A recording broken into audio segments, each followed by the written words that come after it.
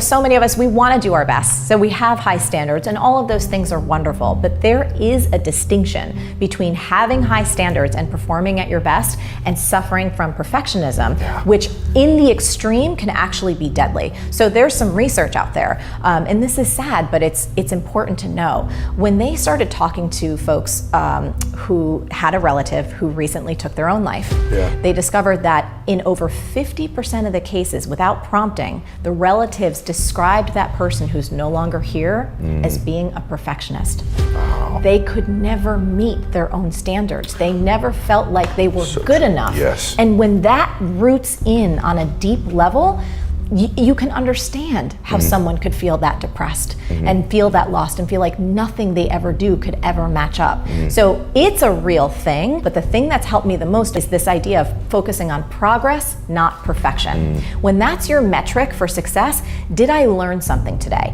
Did I make an inch of progress, even if it doesn't look like progress? So people imagine that progress kind of looks like this. You start out here and you're just new at something, and then you inch up and inch up and inch up and inch up and inch up and inch up, and it's almost like this straight line to get to your goal.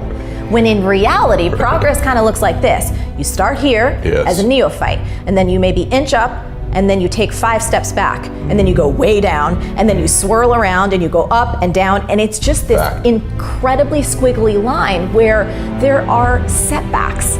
You absolutely feel like maybe you've taken 10 steps back, but that's still progress. So true. So when we're focusing on progress, not perfection, it's a really great way to keep your action in perspective and to keep moving forward.